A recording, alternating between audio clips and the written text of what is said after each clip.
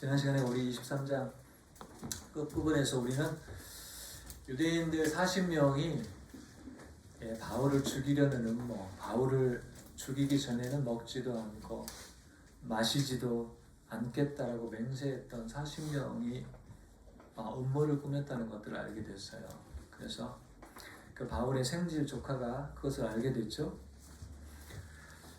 그들이 이제 대제사장에게 부탁해서 경비대장으로 있었던 천부장에게 바울을 좀 더 우리가 자세히 신문을 해야 되겠다라고 말하면서 그 사내들인 공회장으로 바울을 데려오라고 하면 그 의도는 어땠어요? 바울이 데려오는 그 길목에 매복하여 있다가 바울을 죽이려고 하는 그런 음모를 그들이 꾸몄습니다. 근데 바울의 조카가 이 음모를 듣고서 바울에게 전했고 바울은 또 천부장에게 조카에게 이 사실을 알리라 라고 얘기를 해서 천부장 루시아가 사실 바울이 로마 시민권을 가졌잖아요. 그것이 큰 역할을 했겠죠. 바울의 안전을 위해서 가이사랴까지 어떻게 보면은 400명의 군인하고 70명의 기병을 호위를 받으면서 안전하게 바울이 가이사랴로 옮겨지게 됩니다. 그것이 23장까지의 내용이죠. 그 밤에 밤 9시 밤에 그렇게 예루살렘에서 가이사랴로 바울이 가게 됐습니다. 이 가이사랴는 유대의 수도인데 여기에 총독이 직무를 보고 있었습니다. 로마 총독이.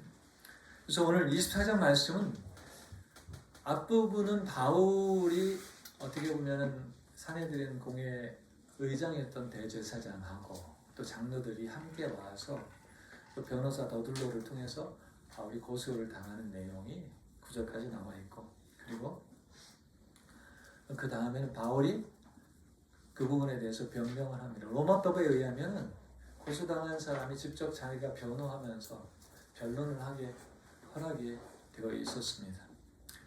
자, 우리 말씀을 보겠습니다. 1절부터 9절에 보면 고소당하는 바울이 무엇에 대해서 고소를 당하는지 또 어떻게 고소를 당하는가 하는 내용들인데, 1절에 보면 닷새 후에 가이사랴로 내려온 지 옮겨온 지 닷새가 지났어요. 그리고 나서 대제사장 아나니아가 어떤 장로들과 한 변호사 더둘로라고 하는 변호사인데 굉장히 말씨가 뛰어나고 웅변가였었고 로마 법에 아주 정말 너무너무 잘 알고 있는, 어떻게 보면 요즘에 보면 뭐 김앤장의 변호사를 하나 데려왔던지 아주 특별한 바울을 어떻게든지 유죄 판결을 내리게 하려고 하는 변호사를 데리고 와서 고소했습니다. 그래서 바울을 부르매 더둘로가 고발하여 이르되, 그래서 더둘로라고 하는 변호사가 고발합니다. 3절 보면은 벨릭스 각하여, 우리가 당신의 힘으로 태평을 누리고 또 이 민족이 당신의 선견으로 말미암아 여러 가지로 개선된 것을 우리가 어느 모양으로나 어느 곳에서나 크게 감사하나이다. 당신 같은 분이 우리를 다스려 주셔서 감사합니다. 굉장히 아첨을 하는데, 왜요? 자기들이 얻고자 하는 유죄를 판결을 받아내려고 하는 의미가 담겨 있어요. 사실 벨릭스 총독은 지금 한 7년째 총독을 하고 있어요. 사마리아에서 2년 하고 유대에서 7년 정도 총독을 하고 있는데 굉장히 폭정이라고 할까요?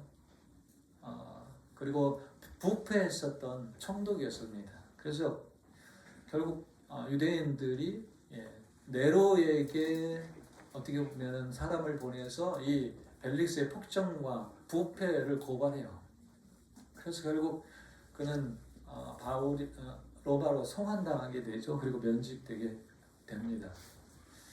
그래서 어떻게 보면은 굉장히 평화를 누린다고 그랬는데 그 폭정과 협박과 어쨌든 그런 부분들로 인해서 주어진 겉으로 보이는 평화였었겠죠. 그럼에도 불구하고 이 더둘로라고 하는 변호사는 어때요? 당신의 은혜로, 당신의 통치로 우리가 이렇게 평화를 누립니다. 감사합니다 하고서 그렇게 하죠. 자기들이 얻고자 하는 것을 얻으려고 합니다. 그러면서 4절에 당신을 더 괴롭게 아니하려요? 우리가 대강 여짜옵나니, 관용하여 들으시기를 원하나이다.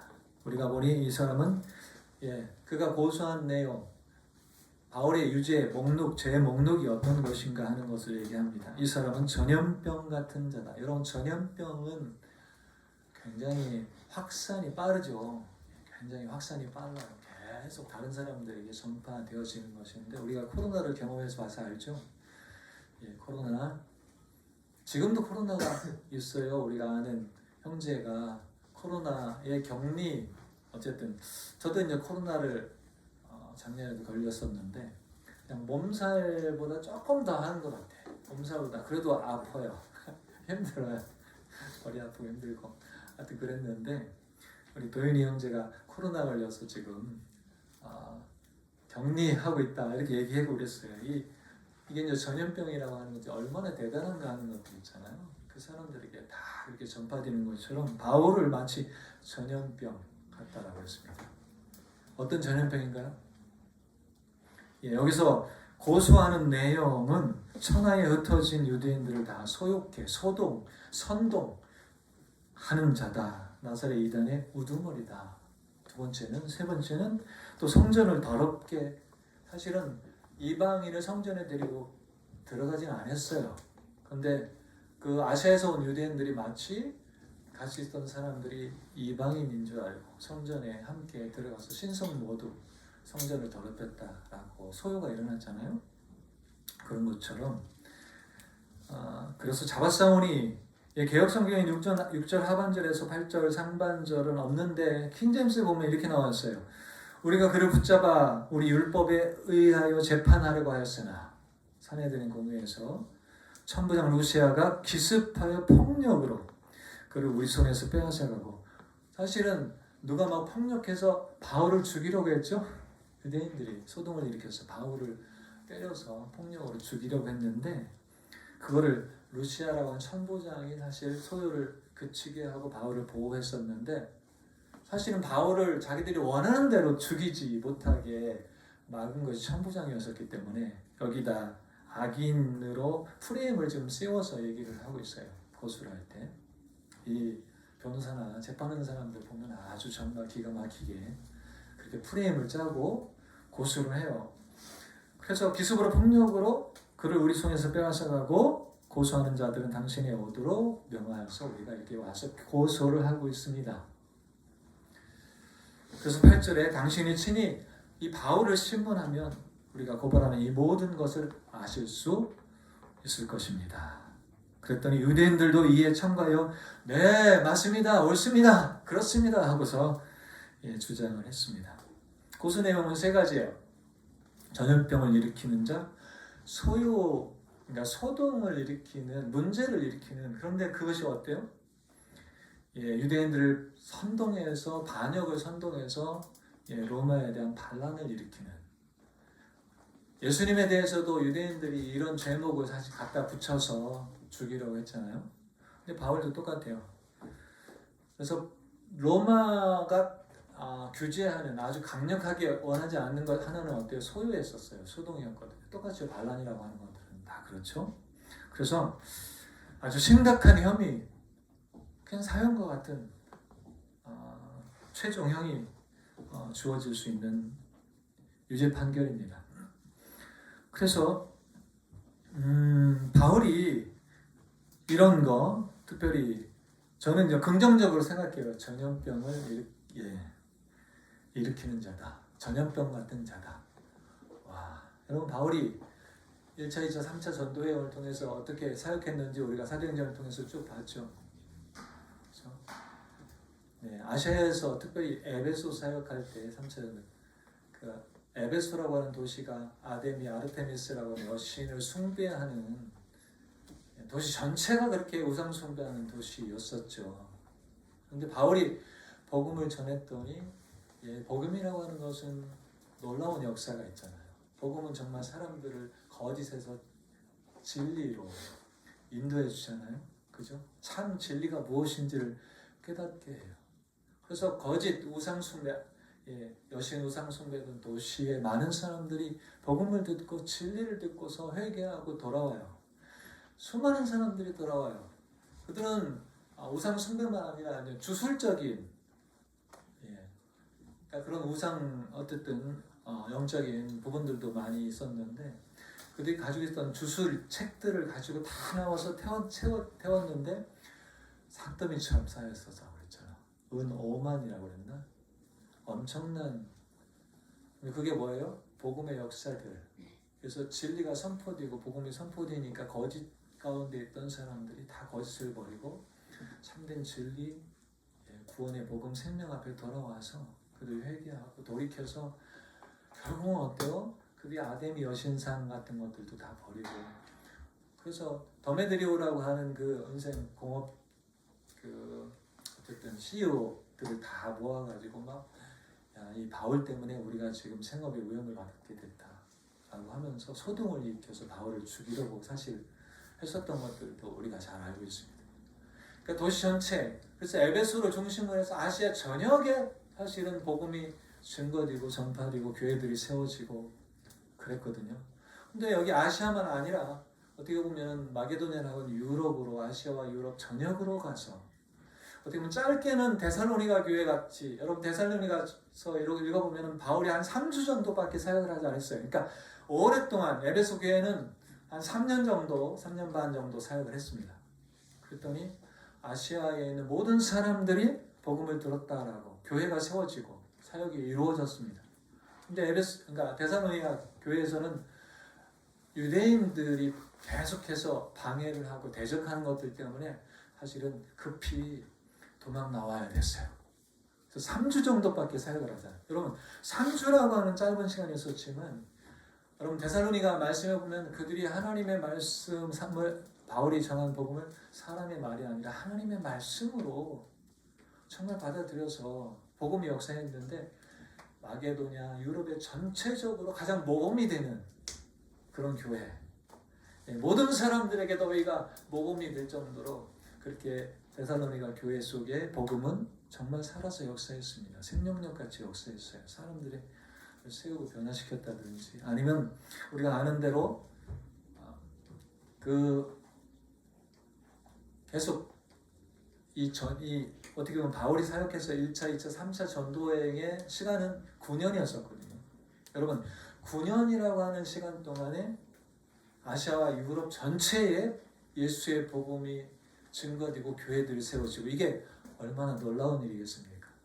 그렇죠? 그리고 회당에 가서 유대인들에게 계속해서 복음을 전하며 제자를 삼고 하나님의 나라가 그렇게 이루어졌는데, 그래서 바울을 얘기하기를 유대인들 각 천하에 로마 제국이 다스리는 그 천하라고 하는 세상에 선동, 소요를 일으킨다. 그러니까 전염병처럼 막 그렇게 예수라고 하는 이 복음, 예수라고 하는 진리를 막 전염시키는데 전염병 같은 사람이다. 얼마나 좋은 얘기. 여러분 고수 고발하는 제목인데 듣기 좋은 얘기하면 예수쟁이구나 라고 하는 소리처럼 저리 예수쟁이야 라고 하는 소리를 듣는 것도 같고, 그래서 마치 전염병과 같다. 그가 가면 아주 전염이 돼. 누가요? 예수가. 나중에 여러분 빌립보 교회 편지를 쓴 거 보면 바울의 를 통해서 나타나는 것들이 어떻게 옥중 서신이죠. 빌립보서는. 그런데 감옥에 갇혀 있어도 그때 당시에는 로마 죄수들을 어떻게 관리했어요? 24시간 정말 3교대를 하면서 옆에서 이 족쇄를 같이 차고서 죄수를 간수해야 됐어요. 그러면 꼼짝없이 그 사람들이 어때요? 24시간 계속 있는 건 아니죠. 교대로 근무를 하는데 온 사람들은 8시간씩 계속해서 바울을 통해서 뭘 들었어요? 복음을 들어야 돼요. 도망가지도 못해요. 경비하는 내내 복음을 들어야 돼서 계속 3기대로 계속 들어가면서 그들이 바울에게 복음을 들으니까 놀라운 역사들이 일어나잖아요. 그래서 시대 뜰 안에 갇혀있지만 바울이 갇혀있어도 이것은 금하지 못했어요. 복음이라고 하는 것들은 마치 바울이 전염병같이 정말 함께 있고 같이 있는 사람들에게 복음이 번져나가서 로마 안에도 정부 안에도 어때요? 복음의 역사들이 막 일어났다라고 바울이 이야기하고 있습니다. 사실 우리는 여러분 빌레몬서로 보면 오네시모하고 나오는데 사실은 주인의 돈을 훔쳐서 도망갔던 죄수예요. 근데 어디서 만났어요? 감옥에서 만났어요. 누구를 만났어요? 바울을 만났어요. 바울을 만나서 어떻게 했어요? 또 복음을 들었잖아요. 그러니까 바울을 만나면 예수의 복음 마치 전염병과 같이 바이러스처럼 막 퍼져서 그가 어떻게 보면은 전에는 무익한 자였었는데 주인의 돈을 훔쳐서 도망하고 달아났었는데 붙잡혀서 감옥에 있는데 누구를 만났어요? 바울을 만나서 인생이 역전돼요. 누구로요? 유익한 자로. 바울이 그렇게 해요. 전에는 무익한 자였는데 이제는 유익한 자라. 이렇게 복음의 역사, 진리의 역사가 놀라운 역사들을 하잖아요. 그런 종도, 죄수도 누구도 바울을 만나면 이 바이러스처럼 막 전염병과 같이 복음이 퍼져서 온 세계, 온 천하를 소동하게 하는 자라고 죄 목록에 고소당하는 것처럼 사실 그런 고소를 당하는 것들은 행복하고 유익한 거라고 생각합니다. 좋지 않아요? 그런 별딱지 붙여지는 거? 여러분, 그런 예수쟁이라고. 어쨌든 바울이 이렇게 고소를 당해요. 그렇게 교회들이 세워졌습니다. 그러면서 또 하나는 나사렛 종파, 두 번째 고소 목록은 나사렛 종파 이단의 우두머리다 이렇게 얘기했죠. 그러니까 나사렛 예수의 도를 따르는 자들의 우두머리다라고 고소를 당했습니다. 그러니까 나사렛 종파라고 하는 것은 그 당시 사람들은 유대인들이 생각할 때는 어때요? 이단입니다. 그러니까 유대인에서 나가는 한 종파라고 생각했지만 그들은 어때요? 이단이라고 하는 거였었습니다. 그래서 나사렛 종파 이단의 우두머리라고 고소를 죄목록이 있었습니다. 여러분 이 뭐라고 여기서 얘기하냐면 도라고 하는 표현을 썼잖아요. 나사렛 이단의 우두머리. 그러니까 여기서 오늘 24장에 보면 도라고 하는 단어가 3번, 4번 나오거든요. 그러니까 그리스도인이라고 예수 믿는 사람들은 처음부터 그리스도인이라고 부르지 않았어요. 그리스도인이란 말은 안디옥 교회에서 처음 사용했고 사실은 그 지역적인 영역들 속에서는 쓰였지만 초대교회의 교회들하고 그리스도인들은 그리스도인이라고 부르는 것보다는 도의 사람들, 이 도라고 불러줬어요. 길이라고도 하고 결국은 나사렛 예수를 따르는 도. 그러니까 이 도라고 하는 것이 복음이겠죠. 그래서 결국 나사렛 예수의 도, 나사렛 예수의 복음을 따르는 자들이라고 얘기를 했습니다. 그래서 이 제자들도 그렇고 다른 사람들도 예수님을 처음에 어때요? 나사렛 예수라고 불렀다고 그랬잖아요. 왜 나사렛 예수라고 불렀어요? 예수라는 이름이 그 당시에 굉장히 흔했기 때문에 이 예수라는 말은 히브리어로 얘기하면 여호수아라고 하는 말에서 왔어요. 온 헬라어죠. 헬라어로 구원자라고 하는 의미를 가지고 있습니다. 그러니까 여호수아라는 이름도 많았고 그다음에 예수라는 이름도 어쨌든 헬라어로는 굉장히 흔하고 많았기 때문에 어디 누구 예수냐? 그래서 예수님은 어때요? 분명하게 그들과 많은 사람들과 구분하기 위해서 나사렛 출신 나사렛 예수다라고 부르게 되었죠. 그래서 제자들이 나사렛 예수, 요셉의 아들 예수, 그래서 결국 어때요? 나사렛파다 이렇게 나사렛 종파다, 나사렛 이단이다. 그러니까 나사렛을 따르는 도라고 하는 이 복음 길 진리를 따르는 사람들이다라고 하는 것이 초대교회의 그리스도인들에게 불려졌던 이름이에요. 그래서 오늘 24장 여러분들 보면은 이 도라고 하는 단어가 계속 나오죠. 예수님은 이 나사렛파의 우두머리라고 결국은 정죄당하고 고소당했는데 오늘 바울도 어때요? 나사렛파의 우두머리다 라고 또 죄 목록 고소를 당하게 됩니다. 자 이렇게 더둘로가 바울을 고소했는데 그 핵심에는 뭐가 있어요? 결국 로마에게 반역하는 유대인들을 선동해서 로마를 반역하게 하는 반란을 일으키는 소동을 일으킨 자다라고 하는 것들을 고소하죠. 자 그러면 한번 10절부터 21절까지는 바울이 어떻게 변명하고 답변을 하는지 한번 보겠습니다.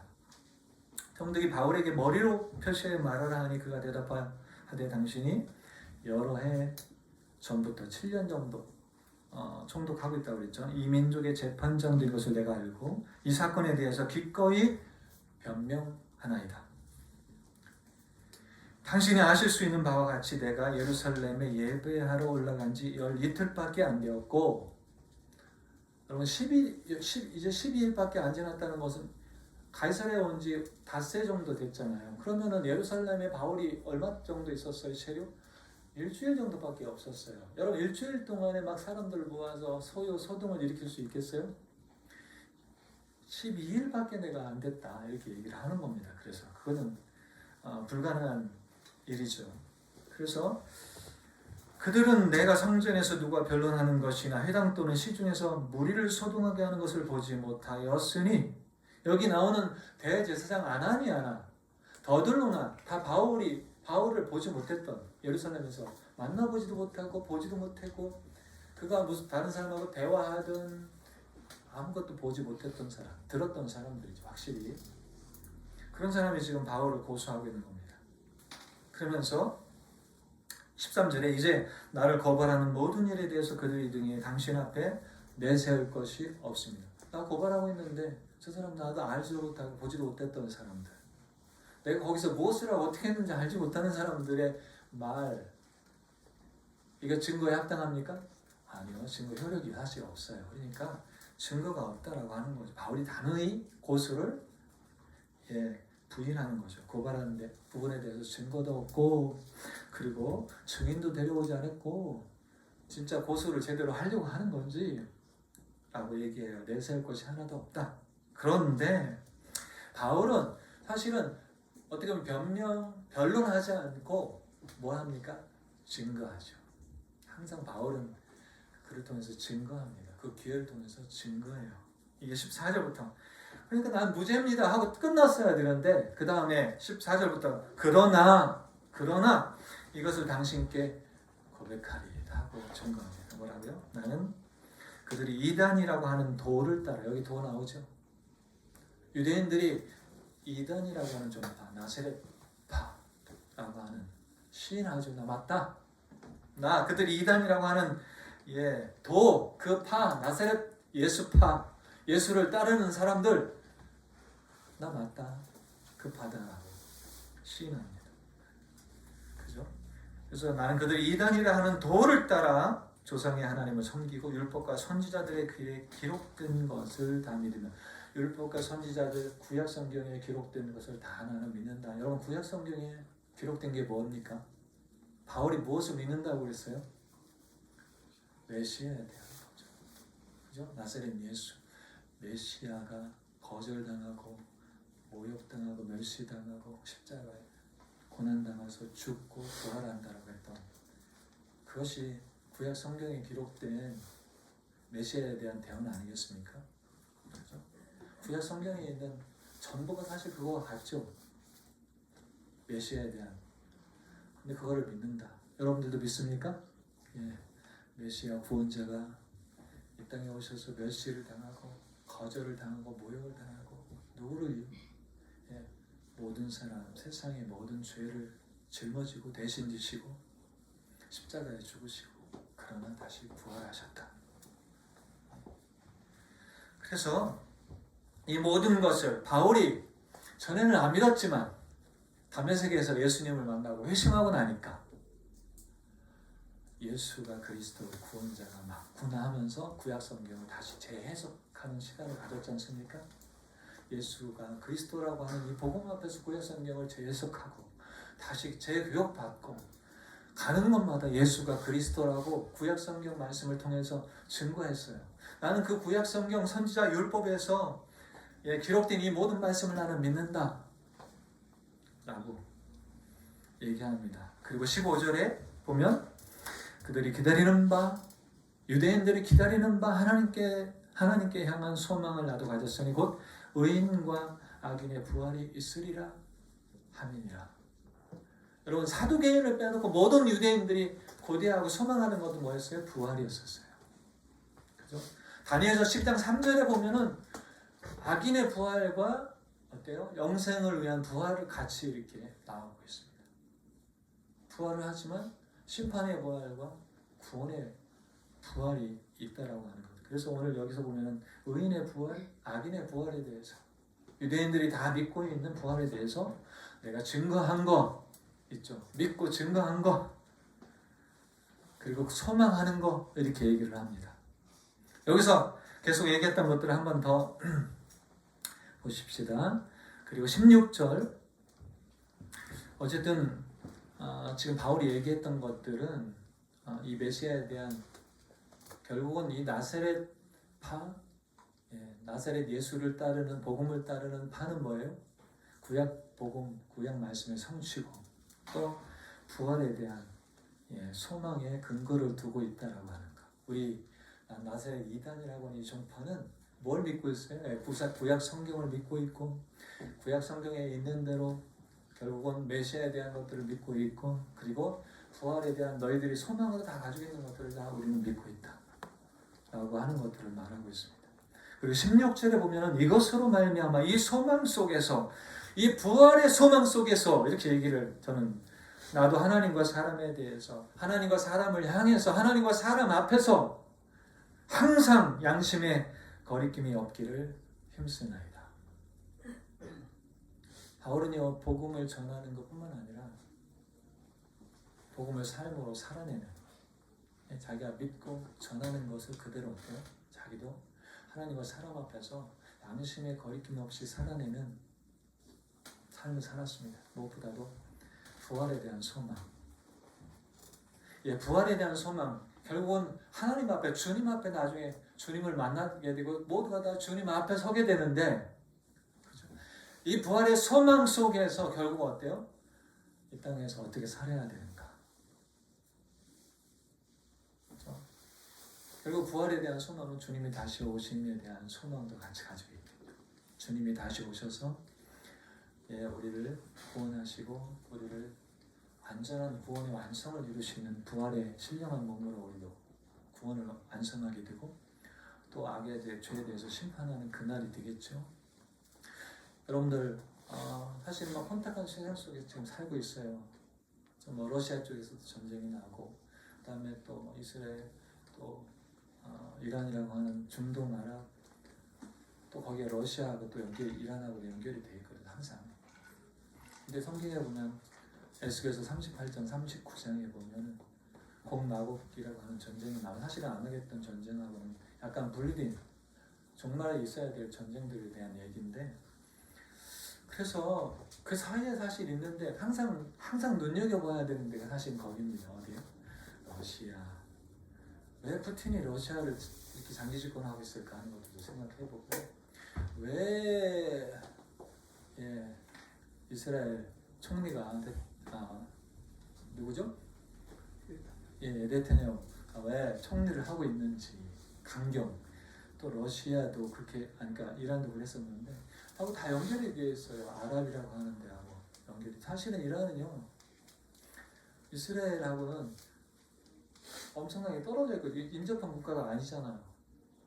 그런데 여러분, 이란은 이스라엘하고는 공존할 수 없다라고 하는 것입니다. 이스라엘을 완전히 없애버리는 것이 이란이 가지고 있는 목적이에요. 그러니까 둘 중에 하나는 존재할 수 없다라고 생각하는 것들 때문에. 그러니까 계속 그런 대체 능력들 사실 있을 수밖에 없는 것이고, 시아파의 종주국이고,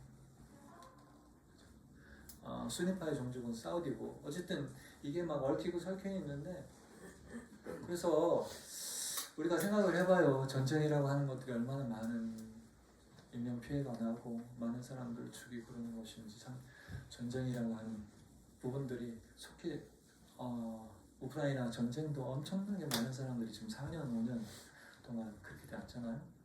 근데 그러나 전체적인 그림 속에서 우리가 생각을 해보는 거예요. 주님이 오실 때가 정말 다 됐구나. 아무튼 언제 몇 시에, 이게 아니라 주님이 오시는 한이 가까이 왔구나 라고 하는 거. 사실은 에스겔서 37장과 38, 39장 사이에 사실은 우리가 살고 있구나, 저는 그렇게 생각을 합니다. 그래서요, 우리는 더 우리가 가진 소망에 대해서 견고하게 붙잡아야 되는 거죠. 어떤 거요? 부활에 대한 구원의 완성, 주님이 다시 오셔서 이루실 그 완성, 부활에 대한 소망. 이 부활에 대한 소망을 가지고 바울은 어땠어요? 하나님 앞에 사람 앞에 양심에 거리낌 없이 살아가기를 힘썼다.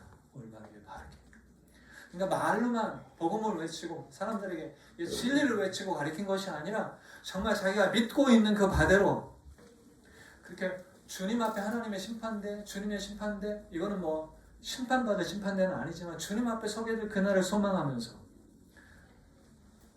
그렇게 양심에 꺼리낌 없이 살아가기를 힘썼다. 이렇게 말하고 있습니다. 그러니까 말로만 우리가 사실은 많이 세상 속에서 불신을 당하고 요즘에 교회들이 불신을 당하고 있잖아요. 그래서 25년도 데이터 통계라고 하는 것들을 보면은 기독교에 대한 불신이 아니라 신뢰, 교회에 대한 신뢰, 목회자 신뢰, 어쨌든 신뢰가 몇 프로냐 한 17% 정도라고 해요. 그러면은 83% 거의 많은 사람들은 기독교라고 하는 교회라고 하는 것을 불신하고 믿지 않는다라고 했습니다.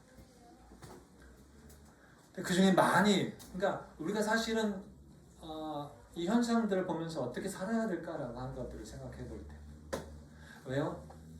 크리스천들은 말만 잘한다라고 얘기했어요. 그러니까 말만 잘해요. 때문에 복음을 전하는 일도 열심히 힘쓰잖아요. 말이잖아요, 말. 그런데 삶은 어때요? 뒷받침이 잘 안 되는 거예요. 삶이 뒤따라주지 않는 것들이 있어요. 이 신뢰라고 하는 것들은 삶에서 나오지 말에서 나오는 게 아니잖아요. 말과 행동이 다르고 말과 삶이 다르고 정말 진실하지 못하고 그러기 때문에 불신이라고 하는 것들이 만들어졌어요. 정말 진정으로 예수를 따르는 사람들이 맞는가? 이런 거죠. 예수 전파, 나사렛 전파, 그 진리를 붙들고 살아가는 사람들이 맞는가? 우선 우리 자신들 속에도 이 복음이 되고 진짜 이것이 사실인 것처럼 우리가 삶으로 살아내는 복음에 합당한 삶을 살아내는 그런 것들이 없기 때문에 결국은 이런 불신 속에 있게 되지 않습니까? 여러분이 이렇게 불신하고 그러면 복음을 그러니까 부정으로 얘기하는 게 아닙니다. 메신저에 대해서 불신을 하게 되면 메시지는 전혀 증거되지 않습니다. 메신저가 신뢰할 수 있는 대상이 돼야 메시지가 신뢰하게 되는 메시지가 되는 것이거든요. 우리가 정말 회복해야 될 것들이 무엇이냐? 메신저의 회복이에요, 사실. 교회와 그리스도인들의 회복, 삶의 회복이라고 하는 것입니다. 그래서 정말 복음에 합당한 삶을 살아내는 그 삶이 뒷받침이 안 되면 정말 어려워지는 것이 사실입니다. 오늘 그런데 바울은 그런 부분들 속에서 항상 그리스도를 따라가며 모범이 되었던 것들을 생각하고 내가 이 소망 속에서 내가 이것으로 말미암아 하나님과 사람 앞에서 하나님 앞에서만 아니라 하나님과 사람 앞에서 하나님과 사람을 향해서 양심의 거리낌이 없이 살기를 힘썼다. 여러분 요한 사도는 요한일서 3장 3절에 이렇게 말씀하고 있어요. 어떻게 해요? 주를 향하여 이 소망 주님이 다시 오시고 우리가 주님과 같이 영광의 소망 가운데 이르게 될 때 이 소망을 가지고 있는 사람들은 주님이 깨끗하신 것 같이 자기를 깨끗하게 하느니라. 아멘. 이거였었어요. 주님이 거룩하신 것처럼 자기를 거룩하게 하느니라. 그렇죠? 그거 어때? 말씀을 따라 하나님의 말씀을 따라 깨끗하고 거룩하고 진리 가운데서 그렇게 살았다. 왜요? 우리는 나중에 주님 앞에 서게 되잖아요. 그리고 우리는 그 소망의 영광의 소망의 완성 그것들을 고대하고 소망하고 있잖아요. 그러면은 우리가 말하고 가르치는 것들이 우리가 그 복음에 합당한 삶을 살아내는 삶으로 연결이 될 때 진짜 그것이 어떻게 복음이 되는 것이고 그것이 다른 사람들의 속에 역사하고 영향력을 나타내게 되고 우리도 오늘 바울처럼 전염병과 같은 사람 그 놀라운 역사들을 소동을 일으키는 여러분 이 백석대 캠퍼스, 호수대 캠퍼스 어쨌든 우리가 사는 삶의 현장 속에서 복음을 살아내는 복음에 합당한 삶을 살아서 정말 하나님 앞에서뿐만 아니라 사람 앞에서도 정말 양심의 거리낌 없이 살아가기를 힘쓰면서 그렇게 우리를 부르신 복음에 합당한 삶을 통해 주님 앞에 영광 돌리는 저와 여러분이 되기를 소망합니다.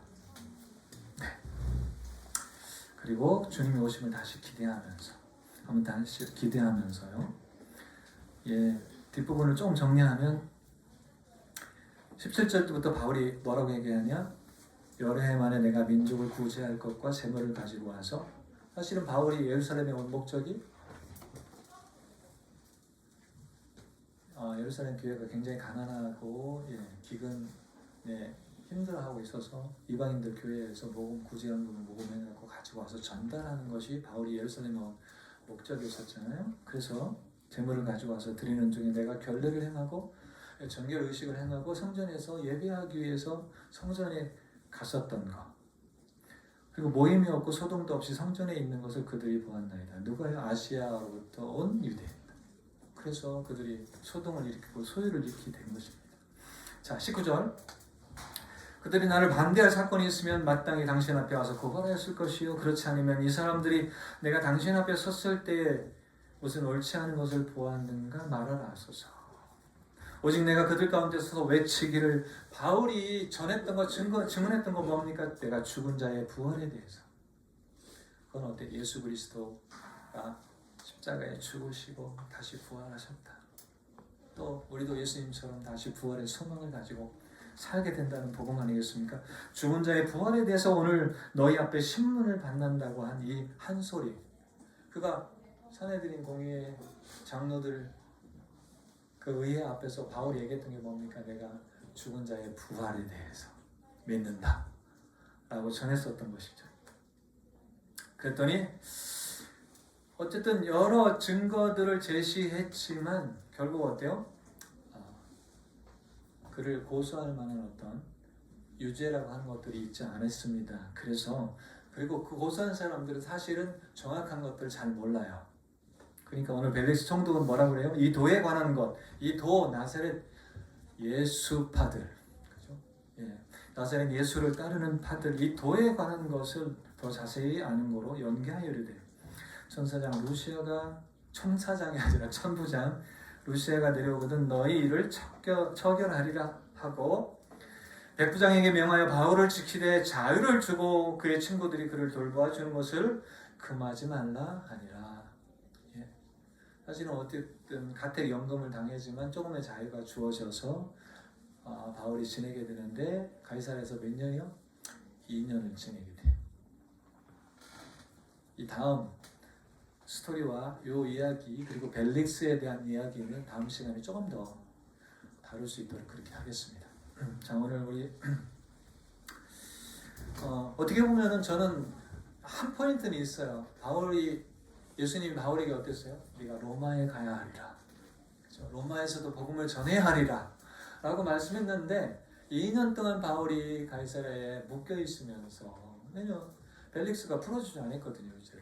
왜요? 유대인들이 환심을 얻어서 혹시나 또 좋은 기회가 만들어질 수 있을까봐 바울을 풀어주지 않아서 바울이 구금 상태로 사실은 2년을 있게 되고 항소해서 로마로 가게 되는데, 2년이라고 하는 시간을 생각하면서 바울이 그랬죠. 그렇게 2년 동안 있으려고 생각을 안 했잖아요. 나는 로마에 가야 되는데, 로마에 가서 복음을 전해야 되는데, 주님께서 내가 로마에서 증거해야 되라고 말씀을 하셨는데 내가 과연 어때요? 제대로 주의 말씀을 이해한 것이 맞는가? 어떻게 보면은 내가 로마에서 사역해야 되는 것들이 맞아? 왜요? 나는 여기서 지금 계속 이러고 있으니까.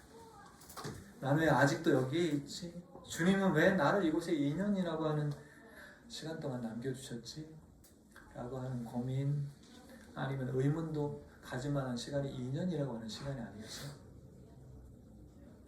근데 저는 한 가지 생각해보는 것은, 바울이 사실은 1차, 2차, 3차 전도여행 기간 동안에 쉴 새 없이 밤낮 그랬거든요. 밤낮 일하면서 눈물로 너희를 가르쳤던 것을 기억하라. 3년 동안 이렇게 에베소 교회에 얘기했었던 것처럼 정말 밤낮 쉼 없이 9년이라고 하는 시간들 계속해서 이방 선교를, 험준한 300도 넘고, 그래서 말라리아도 걸리고, 그리고 유럽으로 해서 그가 어때요? 쉴 새 없이 여행하면서 사역을 했었던 시간들이에요. 9년, 10년 가까이. 그래서 예수님은 바울에게 뭐라고 했을까요? 너 더 이상 갈 필요가 없어. 어떻게 보면은 편히 쉬어 이제 쉴 시간이 하면서 조금의 어느 정도 자유가 주어졌잖아요. 형제들 지체들하고 교류도 하고 교제도 할 수 있는 시간도 주어졌고. 그래서 이 2년 동안 바울이 정말 쉼을 얻을 수 있는, 그동안 쉼 없이 달려왔던 시간 속에 쉼을 얻을 수 있는 시간을 허락해 주신 것이 아닌가 라고 생각합니다.